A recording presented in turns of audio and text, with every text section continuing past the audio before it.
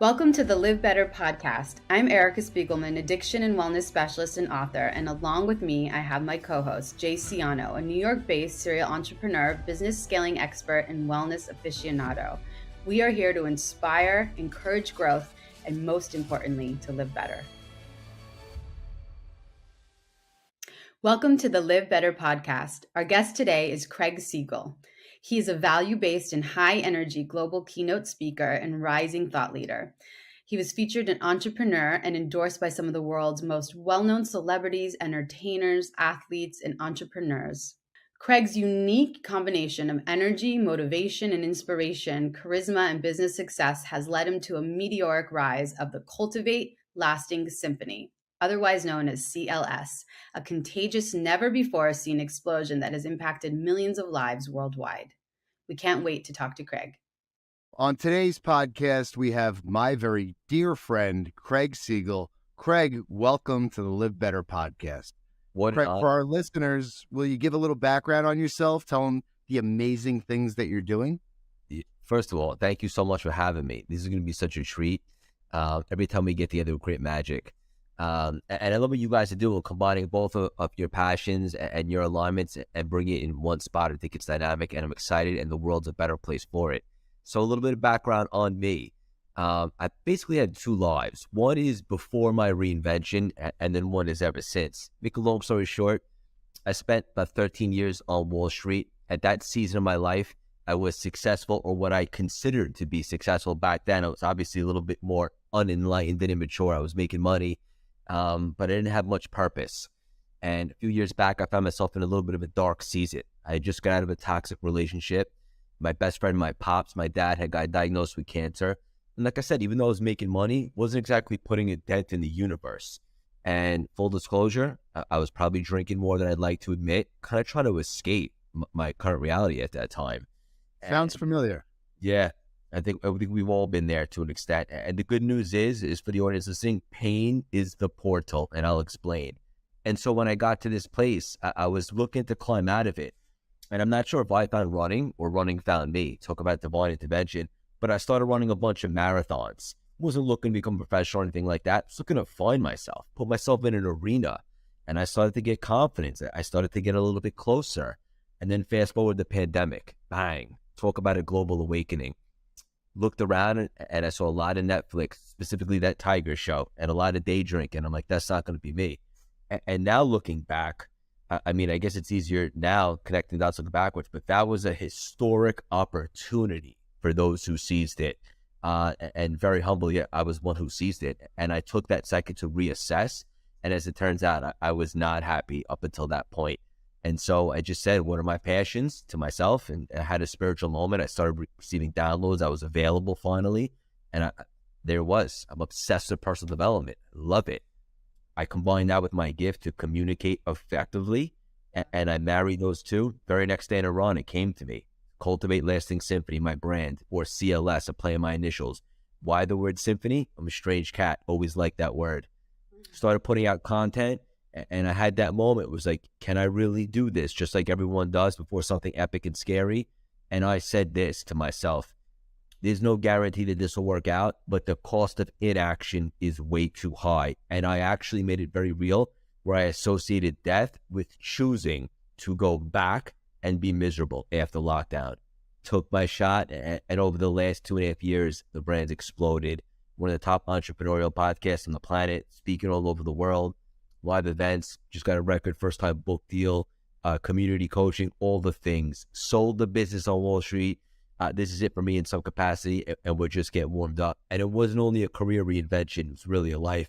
Also got engaged. So that's how we got to where we are right now. Wow. Congratulations on everything. It's incredible. It's so funny. Running too saved my life in many ways after I Really? changed my life. Oh, yeah. That was it. It was like a mental, physical, spiritual, and emotional gift. And it helped me in terms of my self-care with all four things, and the layers of my life at the time. It filled all of it, it really did. So I love to hear that from other people. I love that you said that. The way you described it, real quick, sorry, because when you start running, you create better habits, right? You start like maybe going to bed a little bit early, waking up later, maybe cut down on the booze, eating better. So you become a better person on that journey. Right. And there's like more positive self-regard. You're proud of yourself. You see your strength. You see your endurance. You see what you're capable of. And I think that even fed into my moment of gratitude every day was after my run at the last block. I would go over, really dropping deep of what I was grateful for, because I felt so like alive in that moment. And then endorphins were going, and I was just, able to kind of tap into the blessings and how far I've come. And it was also another thing that was like tacked on to that action of just getting out in the fresh air and moving. It was great. It was great. That's really beautiful. Yeah, that whole thing resonates with me so much. I personally am not a runner, but if I do not do some sort of workout or get my sweat in, which I, by the way, have not today based on the travel circumstances of the day, I'm off and everything is basically in sync. And the minute that I don't get that morning workout in, it kind of sets the tone for the day. Win the morning, win the day. I believe that so much. And it's funny though, because before I was as fit as I am today and as disciplined as I am today, I would look at other people, a runner on the street, and be like, I wish I could be more like that. And I actually started to implement different things from different people that I admired to very much get where I am today. And Craig, I love the impact that you're having in such a relatively short amount of time on so many lives is really inspiring for me. And it's awesome to know you. Thank you so much. I just wanted to ask you, like you talk, in your work, you talk about limiting beliefs from what I understand. And I feel like, I talk about this daily with people in my own private practice. And even I was just talking about my husband of just, we like attune to these beliefs about ourselves based on our narratives and what we think we are versus like, being like, if I feel like I'm a procrastinator, or I feel like I am, someone who's not a good speaker or not a good communicator, we tell ourselves these stories. That's who I am. And then we start identifying with this. And then we don't give ourselves the chance to grow, the chance to actually find out, can I communicate better? Can I believe other things about myself? So I'm just curious, when you decided, number one, did you always feel like you had something to give others? And two, how do you get over the limiting beliefs so that, you can actually take action and change your life? Yeah, it's interesting because as Jay knows, we just handed the manuscript for our big book deal with Wiley. And throughout that process of writing the book, I really did a deep dive on things that I haven't really thought about in decades. And one of them was like, who am I? Like, who was I like back in the day? And the truth of the matter is I was a somewhat popular kid growing up, but I never really felt at home. Like I was people pleasing and I was trying to be something I'm not. Being straight up with you guys and vulnerable. But I did always feel called, like that there was something else out there, like a bigger impact or something bigger for me, but I was never able to put it together. But when I got to Wall Street, I simultaneously started doing the personal development stuff, studying NLP and a lot, even the concept that Jay was just talking about, like modeling attributes from people that you hold in high regard and gravitating towards them and so forth. So I always felt like there was something more. I just was never able to put it together. And that ties to the other part of the question you asked in regards to limiting beliefs and stories. Here's the truth. For years, I was replaying this belief, this story, this movie, if you will, inside my head that this was it for me. Like I'm a Wall Street guy and never really be that happy. And if I saw people happy, like within relationships, like on social media, I was like, right, okay, they're not really that happy. And here's the best one. When someone was like, find what you love and you'll never work a day in your life. I'd be like, right, okay. It'll always be a job, Because I was so invested in this limiting belief story and this movie that was replaying. And then when the pandemic or the lockdown happened, I took a second and realized that I actually have a choice on which story I want to buy into. And it occurred to me that I could choose a different story. And so then I started thinking, well, what do I love? And could I do that? And well, then the limiting beliefs creeped in again. Well, you don't have experience. Tony Robbins, Emily, they've been doing this for years. I'm like, okay, but I love this stuff. I've been successful at things that I don't even like at. I'm resourceful. I'm hardworking. I'm willing to give this a shot. And then I started to cultivate confidence, and I tapped into a new belief. Thing is most of the limiting beliefs that people have, if not almost all of them, we weren't born with, right? Like if you look at like a little kid, like they're so happy and joyful because they haven't really been beaten down by life yet. And if I ask you this, if I ask your listeners, like, what do you think sees more clearly, like your eyes or an iPhone camera? And I would have to say probably the iPhone camera. Why? Because the iPhone camera hasn't been distorted yet. They haven't had the opportunity to create like a matrix or a limiting beliefs or change our frame yet. And throughout life, we start to cultivate, whether it's our parents, our community, our neighborhood, the news, whatever, we start to buy into things that may or may not be true. And so in the pandemic, I realized that was just that. I had been buying into these false illusions, these limiting beliefs that aren't real. And then I chose different beliefs and I started feeding those positive, empowering thoughts. And then I realized, why not me, right? And the rest is history. So the bottom line is, for anyone that's struggling right now with limiting beliefs or feeling like they're unworthy or they can't do anything, they're not real.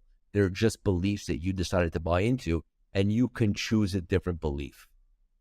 How you have such an impressive track. Oh, go ahead, Erica. No. I was just saying before just before you ask a question, I just want to quickly, if you could give one tip of was it writing down, kind of the new beliefs that you wanted to subscribe to? Was it just maybe one tool, one tip? Well, yeah, first of all, what you just said is great, right? But I think it almost like a computer program, right? Like if there's a virus on a computer, like obviously you want to uninstall that, right? But now you want to activate something that's more enriching and empowering.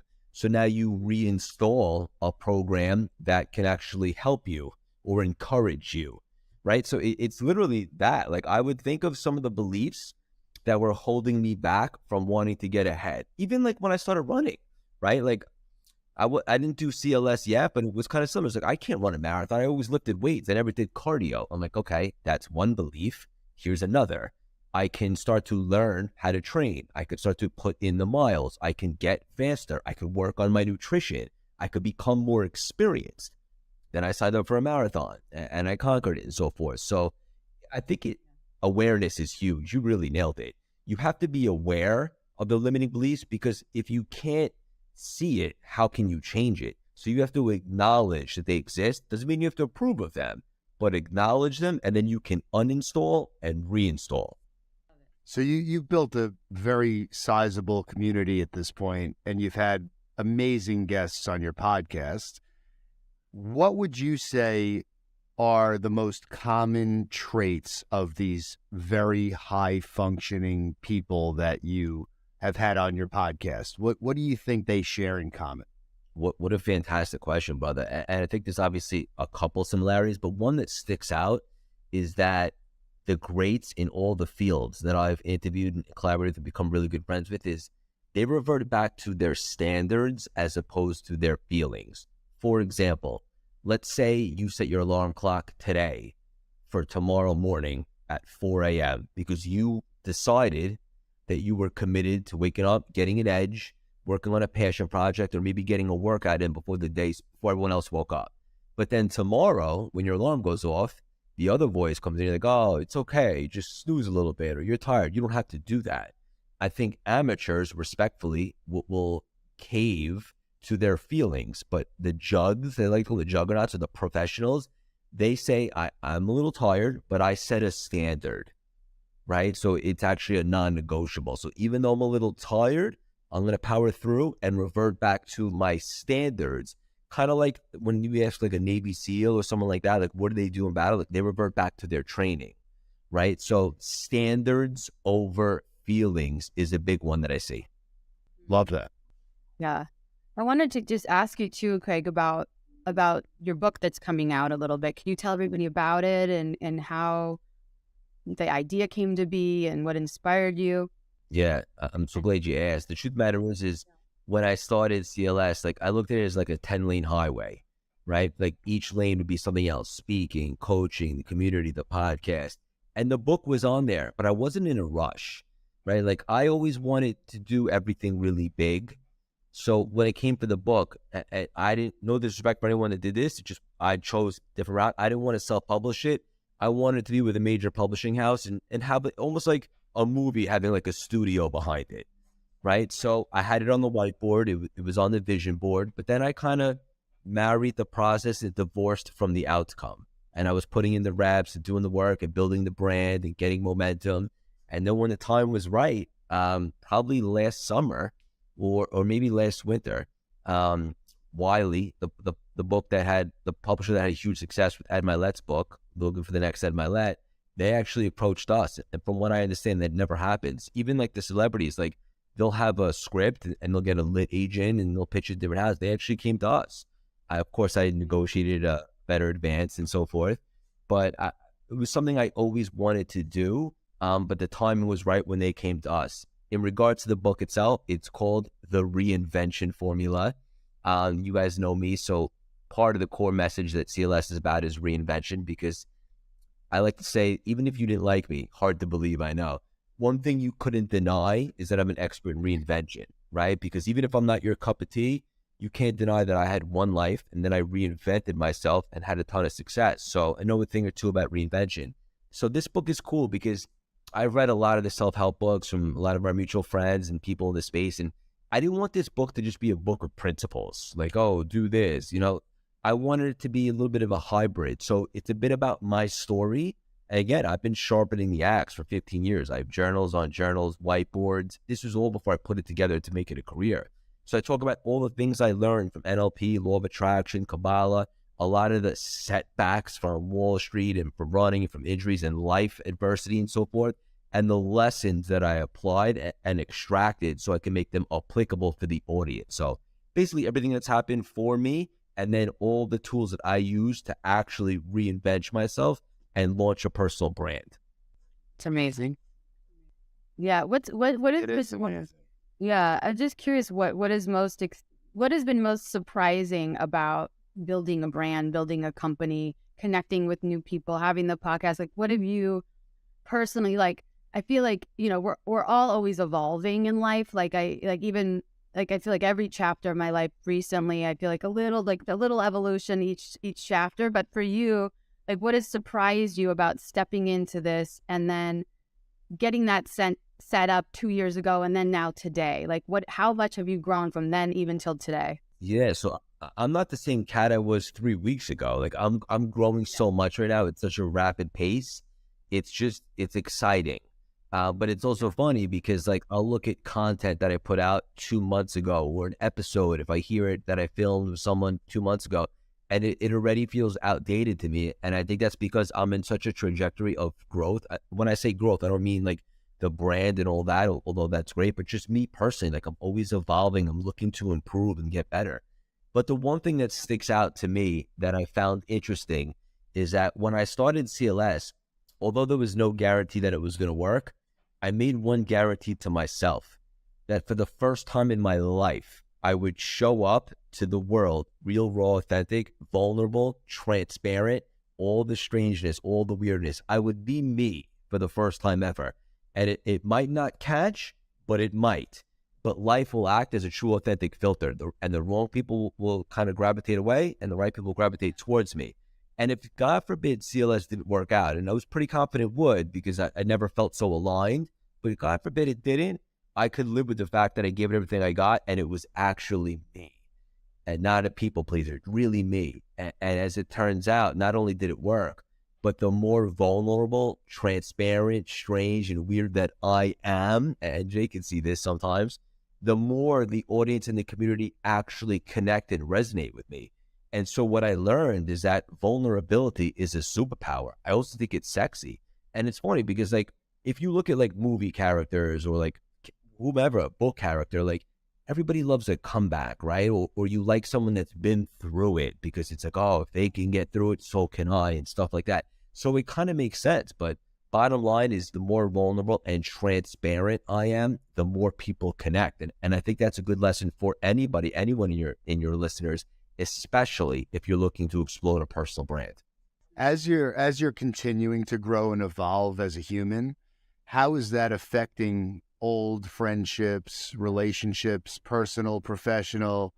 Eric and I go back to college. We were just together in LA a few days ago with a bunch of people we haven't seen in many, many years.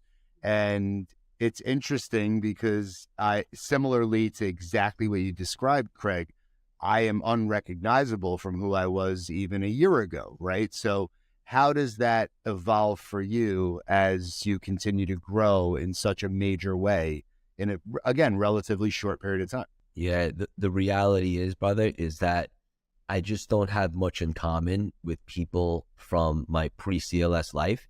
Just want to be clear, does not mean that I'm better or anything like that. I'm spreading my wings and I'm growing at such a pace where I just don't have much in common with the old Craig.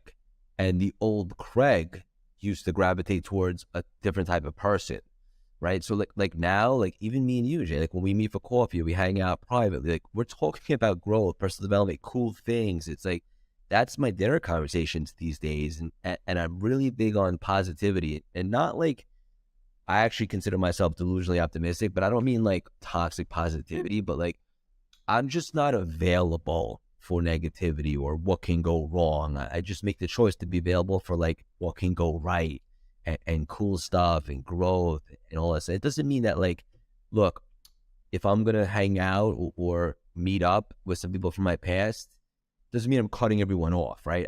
I have to make a mental note to myself, like, all right, this interaction, number one, it's probably going to be more limited than it used to be. And number two, I'm allowing myself some time to go there, and I'm probably not going to be doing much sharpening the axe. Maybe some of the glory days and stuff like that, but it'll be, there'll be a time stamp on it, and then I'll continue doing what I'm doing. But the reality is like people from my past, like sometimes the texts in between get a little bit longer, right? Like the meetings in between get a little bit longer. I just don't have as much in common. And also, I really want to be around people that are supportive, encouraging, positive, go-getters, and just good integrity all around. So to answer your question in a nutshell, it's done a lot for my previous relationships. In fact, all the people that I met from CLS on after are really my closest friends now. Yeah. Yeah. I mean, that's really the beautiful part of what you're doing. It's so organic and natural. And I think the universe responds in the most interesting ways where it brings people that are more similar to yourself into your life, like me. Right. That's exactly right. Yeah. Perfect example. Craig, I was when you're talking, I'm thinking about how, a lot of the times in my work, I talk about reframing and our thought habits and the quality of our thoughts and how important that is for transformation, for living a healthier life. If not, it's everything, really our mental health is everything. But for the people you work with and kind of the work you do, how do you approach, what kind of tips do you like individually give people? Because we're all different. Like, I go about it in one way. I think we're all similar. We all believe that to be true, that it is helpful. But how do you talk to the people you work with about reframing and about their thought habits and how to kind of rewire or create new pathways around our language and the language we use? How do you approach that in your unique way? First of all, I love a good, powerful reframe, right? All about perspective. It's funny because like two people could look at the exact same thing and have two totally different outlooks on it. So I'm big into reframes. As we always like to say, like, it happened for us, not to us. What is the silver lining? Or if something happens that seems like a setback at the time, although you might not be able to identify it right now, whether you have faith or whatever the case may be, that it's actually protecting, propelling, and promoting you to something greater. In regards to your thoughts, look, it's like the seeds in the garden, right? Like, and I want to be clear, thoughts are not facts, right? So most people all day long are being fed negative thoughts because that's just backed by science. Like 90% of our thoughts are negative. And so what you have to do is first become aware of that and then have a strategy or a system to block out that interference. And there's a line, I didn't make this up so I can't take credit for it, but it's beautiful. And it was like, we don't create abundance, we create limitations. In other words, like, we're actually meant to be abundant, on fire, part of the collective infinite, whatever the case may be, the quantum field. But somehow along the way, interference comes in, negative thoughts, unworthiness, and so forth. So as I like to say, there's such power in the second thought, right? So if you're feeling down or you a lot of people have morning anxiety, right away, what are the thoughts that you're allowing to take up real estate that are creating these limiting beliefs? And then literally like an intruder in your house, get the hell out and start replacing them with positive thoughts. I am worthy. I am resourceful. I am enough. I can do this, and so forth. And then those thoughts begin to build momentum. And then those actually are the seeds to creating these new beliefs, which change our habits, which ultimately change our results. So I don't know anyone that's really on fire that has a lot of negative thoughts. And just to be clear, I know this because I used to be that cat. I used to be filled with negative thoughts, so forth. Once you become aware of them, you can literally choose which thoughts you want to implement like a funnel inside your mind, and then those will create positive beliefs and so forth. Best news is if anyone listening to this feels down, or any day really that you feel down, it's just feedback essentially from the universe letting you know that right now your thoughts are a little disempowering. That's why you're in a low frequency. It's why you're vibing low. And the best part is because you have that feedback, you can now transform from reactive to proactive and do something about it. Start feeding yourself some positive thoughts. I am grateful. I do get to drop my kid off today, right? I am alive. I do have a parent, whatever the case would be. And all of a sudden you start to get that momentum. Now you have new beliefs and you literally change your whole life. Then you become a vibrational match for all the manifestation stuff out there. So I think it, again, comes down to awareness and then having a system in place to replace the negative thoughts with positive, empowering ones. Love that. Wow. Great. It's great. Would you agree that in addition to positive thoughts, that taking action and holding yourself accountable helps you kind of build that momentum, establish confidence? Because I think for myself, the more I challenge myself, the more that the tougher things that I'll implement, that I'll accomplish, the better I feel. And, I kind of continue that momentum. I think a lot of people talk about, the attitude and obviously being positive and affirmations and all of that great stuff. But I think you really have to couple that with massive action. Yeah, 100%. And I mean, you could talk about it all day. That's why they say the book or the movie The Secret was incomplete, right? Because you can't just sit on your couch and say, oh, I'm manifesting a Lamborghini in my garage. Like you actually have to apply the law of Goya, which is get off your ass and do something. I love that. And the good news is once you start to do that, like it becomes fun. It's intoxicating because then you get positive momentum. You start getting results and so forth, right? And even if something is assembling a positive morning routine, right? Like meditating, affirmations, visualization, whatever the case may be, you can't just write that down. You wake up a little bit earlier and you start to implement those. You start to do them. Then you start to feel a little bit better and you alter your frequency and so forth. So yeah, it's not enough to just think positive thoughts. You have to then superset that, if you will, with positive action. So I've had the benefit, Craig, of being invited by you into your community, and it is such a amazing group of people who are really rooting each other on and trying to help each other in the most major way, which is honestly rare in most cases and in the quote unquote real world. But I think it's such an amazing thing because having support and accountability is everything. Can you tell the listeners a little bit more about CLS and exactly what it is that you do? Yeah, so I do many. First of all, thank you for asking, but we do so many things. I think one of the things that you're referring to is we have a CLS membership, which is a community. Yes. And it's basically we meet 3 Wednesdays a month virtually. We go nuts for an hour.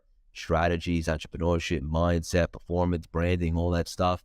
We also have a private group and chat where 500 people are networking, supporting each other, doing business with each other. And then once a month, we bring on huge guest speakers that you have access to as well. And what I take such pride in, and you acknowledge it, is it's so supportive. And a lot of the celebrities will come in and they'll be, Craig, I've been a speaker in other groups. I've never seen a community so selfless and supportive of each other. And to me, that's my greatest creation. It's not because of me, it's because of everyone in there. And because it's exclusive and it's invite only, and you met a bunch of them at the CLS Live event last month, it's just a vibe. And I encourage, as opposed to other groups, for people to support each other and help each other and form those relationships and so forth. So we do that. We also have masterminds. I do some one-on-one coaching. Obviously the podcast, couple surprises coming up. There's a lot of ways to get involved, but I think the membership is a great foundation, especially if you're looking to build your network and have that tribe. Like you said, it's the cheat code that accelerated my growth was being around like-minded individuals. Yeah. No, that's so great. You mentioned earlier, and I'm an addiction specialist and been in this field for a long time, and that's, now I do other things, but you mentioned alcohol, and just, not to make this about substance use, but just for anybody listening out there, it's some people have a hard time with that relationship changing, because it is a relationship. People that have relied on alcohol, they're, to have fun, or when they're, bored, or they're sad, whatever it is, there's that, again, that narrative around it. Just curious for our listeners, how did you approach your relationship with alcohol, and how has it changed or evolved for you? Nobody's ever asked me that, and I'm glad that you did, because it's probably about time we start talking about that. So I don't think the opposite of depression is happiness. I think personally, the opposite of depression is purpose. And I found myself a few years back when I was really lacking purpose and meaning, drinking, like I said earlier, more than I'd like to admit, on times when I didn't really need a drink, realistically. And the reason I was doing that is because I was trying to escape my then current reality, which at the time was kind of miserable. And so by having a cocktail or a concoction, if you will, I thought that's what would make me feel better. But it really didn't. It ended up getting worse. And so eventually when I found running, and you attested to this, and I'm glad we're coming full circle, one of the many great things about running was that it creates better, enriching quality habits, right? Like if I want to continuously run and be better at it, should probably not be drinking Monday through Thursday, right? Or whatever the case may be. And so as soon as I found some purpose in running, that was really like the gateway to the new Craig and my new life. Although CLS wasn't there yet, I was on my way. And so from that moment, when I started running, probably drink once or twice a week on the weekends. And then CLS was born, and now I had purpose. I didn't need a drink to get away from anything, because this is like this right now. This isn't work to me. I love being with you guys. There's nothing else in the world I'd rather be doing. So nowadays, like I'll have a cocktail on a Saturday with my fiance, just to celebrate life. We don't even need it. But I'm not like not having it per se. Sometimes I won't, sometimes I will. But my relationship has totally changed. And I think the reason why for me is because I have nothing to escape from now. I love life. I'm very blessed. I've never been happier, more fulfilled, more excited, enthusiastic. And so now a drink is just like a compliment to a nice Saturday night. So that's what it was for me. I can't speak for everyone or anything like that, but I think the reason why I was abusing it, so to speak, was because I was looking for an escape. And now I don't want to escape. Hope that makes sense. I never really articulated that before. Makes a ton of sense. Yeah. Yeah. Same experience in my life, and I think it's a cheat code too. I think, for people who are escaping, trying to cope with things, trying to remove anxiety by having a drink, which I used to do, and then it would just compound on the other end. You'd be now hungover and way more anxious than you were before you had the drink. Right. So yeah, I think it is. And society's really heading in that direction. I mean, I think, younger people in general are not drinking the same way that kids were, when we were growing up, so to speak. In 20 years from now, how if you see someone smoking a cigarette, you're probably thinking like, why would they do that? Don't they know it's bad for them? I imagine maybe the way that society is heading in 20 years from now, people probably will have that perception about someone having a drink. Why would you do that? For sure. And let's just be honest. Like drinking, although I think if you do, and you have a good relationship with it once in a while, I think it's okay. But I'm also not a doctor. Obviously, it's not great for you any way you slice it. So probably a good thing that society is heading that way. I was just going to say, I think a lot of the times, like Jay was talking about the anxiety, I think a lot of people don't realize the impact alcohol has on your nervous system, and just your nervous system in general is an overload all the time because we're distracting with our phones and our apps and our, and drinking and this and that. And we're just, it's an overload all the time. And so how can we, if we don't really have the tools, we're not just going to all of a sudden figure out how to decompress naturally or de-stress, or how do we unwind in a healthy way.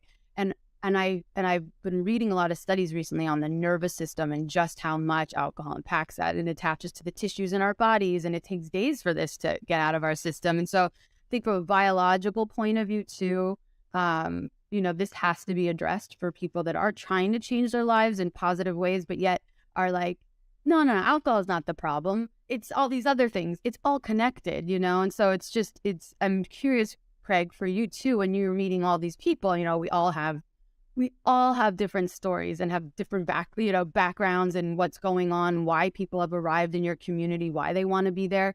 And so how do you address these for people that are kind of using substances or using a distraction or acting out in those ways? How do you kind of guide them? I'm just curious.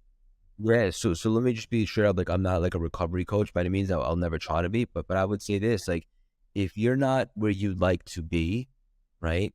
A great way to change that and start to get the momentum is to look at some of your habits and your standards, right? And if you're not happy in certain places of life and you're drinking or smoking or doing things that realistically don't add value, I would say it's a good idea to start cutting those out. And at the very minimal, just by doing that, you'll now create space to do something productive, and then you can begin to cultivate momentum. So, if you're not in a good place, I don't think there is place for those types of things at all. And by addition by subtraction, right? So you actually get further ahead if you subtract some of those things that are most likely counterproductive. Well said.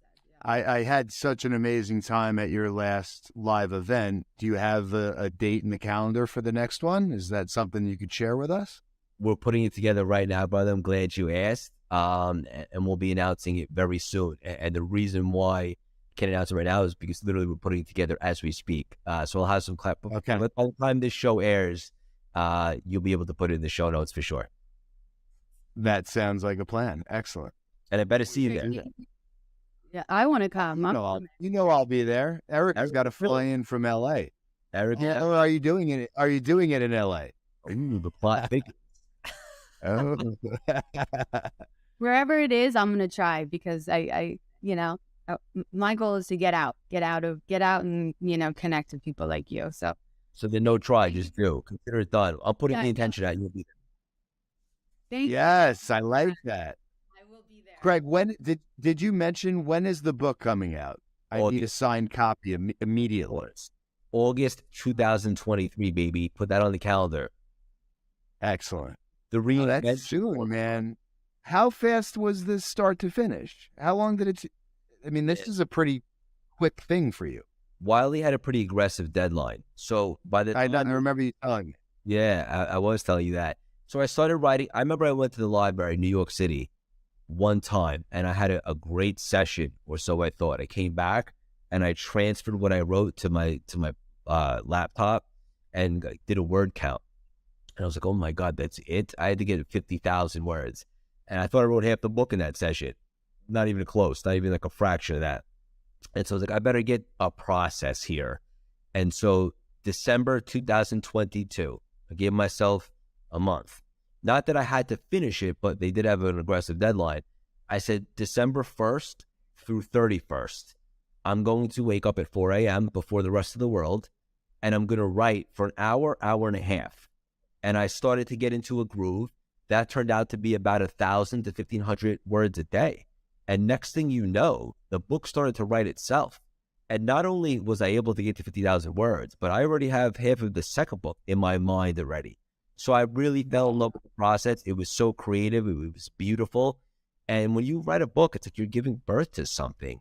And also, like I said earlier in the conversation, like it caused me to go back in the archives and really think about it, where I came from and some of the old Craig and so forth. So I would say from real start to finish, from really buckling down, just 1 month, which from what I understand is really fast. Erica, you just released your 6th book? Is that correct? 6th book published, yeah. Like wow. Craig, I went with a traditional publisher because it's a great way to have credibility, and also was about, in my heart, what I wanted to share wasn't about money per se. Although that's always, nice, but I definitely do. When you said that, it resonated. But yeah, it's my 6th book on affirmations. Actually, that's called 101 Affirmations for Addiction. Yeah, just the power again of I know it to be true for myself, that changing my thought habits and the words I use and the way I speak to myself and get myself through things is everything, and it changed my life. So that's what this book is about. But yeah, That's awesome. Congratulations. you said thank you, yeah, and it is. It's always a labor of love. You feel like it's it does, and it's also something that's so, I think, very healing for yourself, because you have to reflect, you have to drop in, you have to like confront and move through, and so all of that is very, I think, cathartic and healing, and I really always enjoy it, you know. Yeah, and Right. I was just gonna say affirmations. I think those are so underrated this day and age. People hear them and they think like it's a little kooky, but that's an awesome topic. I'm excited to read it myself. What were you gonna say, Jack? I was just going to say that, you are one of my favorite human beings, and I can't spend enough time with you. And I really, really, truly mean that. And I'm so excited that you joined us today on this podcast.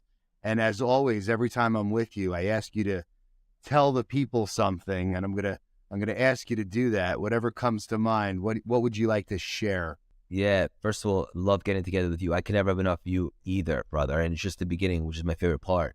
Bottom line, I know that there's a lot of people out there that know deep down that they're here for much more than they're currently doing. And spoiler alert, it's true, you are. And reinvention is ready when you are. The moment that you choose to believe in a different story. And maybe all that requires is challenging your current limiting beliefs. Instead of what can go wrong, what can go right? And start leaning into that and becoming available for all that the vibrational match and all the abundance out there. But it starts with realizing that you do have a choice. You can choose a different story. You can change the plot of your movie. You can change, essentially, like we talked about, the supporting characters. And then if all else fails, look yourself in the mirror and say, why not you? Amazing. Amen. Amen. Craig, thank you. Thank you for coming on and being with us. And I am now a better person for meeting you. And I'm so happy to like have another human in this world that I've now, know exists. And now I can look into all the wonderful things you do too. So this is a pleasure. Thank you, brother. Thank you guys so much for having me. Best of luck with everything that you guys got going on, and just the beginning for all of us.